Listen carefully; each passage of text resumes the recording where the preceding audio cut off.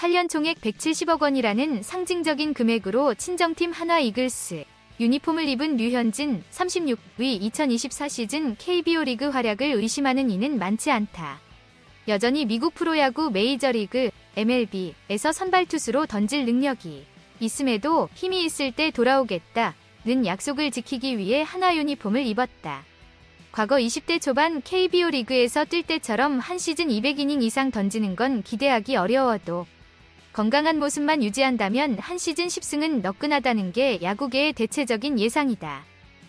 하지만 일부에서는 2022년 왼쪽 팔꿈치 인대 재건, 토미 존 수술을 받은 전력과 지난해 눈에 띄게 떨어진 속구 구속을 이유로 의외로 고전할 거라는 목소리를 낸다. 송재우 해설위원은 한창 좋았을 때만큼은 아니라도 시속 140km 초반대 평균 구속으로는 한국 무대에서 문제가 되지는 않을 것이라고 내다봤다. 또한 수술 후 재활을 마치고 복귀한 첫 시즌인 작년에 가장 구속이 안 나온 건 사실이다. 이런 경우는 시즌이 하나 넘어간 다음에 구속이 올라가는 경우가 꽤 많다고 덧붙였다.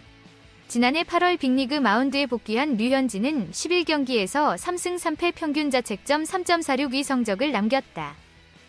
MLB 통계 사이트인 MLB 베이스볼 서번트에 따르면 류현진의 지난해 포심 페스티벌 평균 구속은 시속 88.6마일, 약 142.6km로 빅리그 진출 이래 가장 낮았다.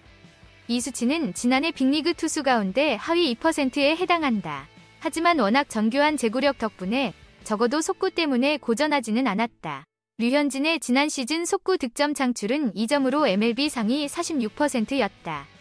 오히려 평균을 상회한 수치다. 대신 재활을 마치고 온 탓인지 주 무기였던 체인지업 제구가 말을 듣지 않아 고전했을 뿐이다. 류현진이 던진 공을 공략한 타구에 대한 다양한 2차 데이터는 류현진이 여전히 MLB에서도 준수한 선발 투수급 선수인지 보여준다. 낮을수록 좋은 타구 속도, 시속 87.8마일는 상위 25%였고 하드히트 타구 속도 시속 95마일 이상 36.8%, 허용은 상위 35%, 땅볼 유도 46.2%는 상위 29%였다. 한마디로 MLB 하위 2%인 속구 구속이 MLB에서 큰 문제가 되지 않았다는 의미다. 수술 복귀 이후 맞이하는 두 번째 시즌인 올해 구속이 조금만 더 올라간다면 훨씬 수월하게 타자와 상대할 수 있다. 류현진은 일본 오키나와에 차려진 한화 스프링 캠프에 합류하기 위해 23일 인천국제공항을 통해 출국하기 전 기자들과 만나 아무래도 팔이 편해졌다. 토미 존 수술을 하고 나서 2년차, 3년차 때가 가장 팔이 편안하다고 한다. 저도 순조롭고 편안하게 몸 상태를 올리고 있다. 고 자신감을 보였다. 사실 류현진은 KBO 리그에서 강속구 투수가 아니었다. 시속 150km를 넘는 공을 던질 수는 있어도 어지간한 상황이 아니면 힘을 아꼈다. 굳이 세게 안 던져도 타자를 잡아낼 수 있었기 때문이다. 류현진이 한화에서 뛴 마지막 시즌인 2012년 KBO 리그 공식 기록 업체인 스포츠2i의 PTS 기준 평균 구속은 시속 143km에 불과했다. 역대 최저였던 지난해 MLB에서의 평균 구속과 큰 차이가 나지 않는다. 류현진은 2012년 최고 구속은 시속 152.1km였다. 구속보다는 오히려 자동 스트라이크 판정 시스템 ABS 이 류현진에게 변수로 작용할 수도 있다. 올 시즌 KBO 리그에서 본격적으로 도입하는 ABS는 류현진이 미국에서 경험해보지 못한 미지의 세계다. 송 의원은 제구력이 좋은 선수에게 ABS는 동전의 양면과 같다면서 알게 모르게 제구력이 좋은 선수는 심판 판정에서 이득을 본 게 있었다고 짚었다. 대신 MLB에서도 손에 꼽히는 제구력을 뽐냈던 류현진이 ABS가 설정한 스트라이크 존 모서리를 완전히 파악하는 순간 타자들은 꼼짝없이 당하는 수밖에 없다. 송 의원은 류현진도 처음 ABS를 접하는데 공을 조금씩 빼고 집어넣는다면 큰 문제가 안 될 것이다. 일단은 시범 경기를 통해 감각을 잡는 게 우선이라고 내다봤다. 류현진 역시 스트라이크 존에 적응하면 ABS 자체가 큰 문제가 되지는 않을 것으로 예상했다. 그는 일단 존을 파악하는 게 먼저다. 그것만 어느 정도 감이 잡히면 충분히 적응할 것이라고 말했다.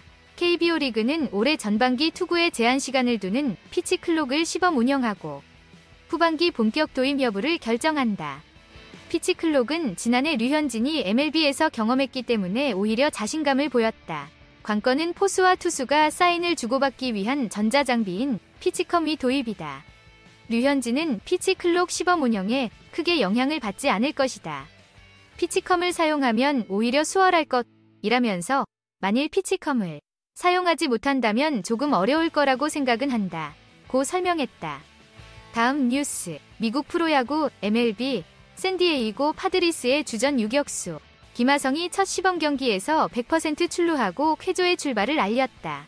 김하성은 23일 한국 시간 미국 애리조나주 피오리아 스타디움에서 로스앤젤레스 다저스를 상대로 치른 홈경기에 5번 타자 유격수로 출전해 안타 1개를 치고 볼넷 1개를 골랐다.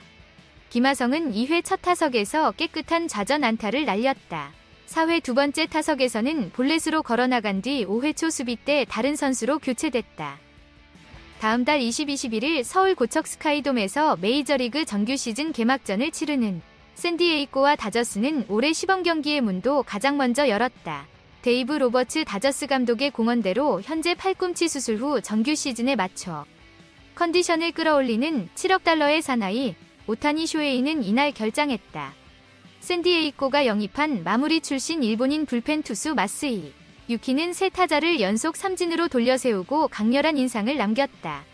샌디에이고 불펜 투수로 개막전 로스터 진입을 노리는 고우석은 등판하지 않았다.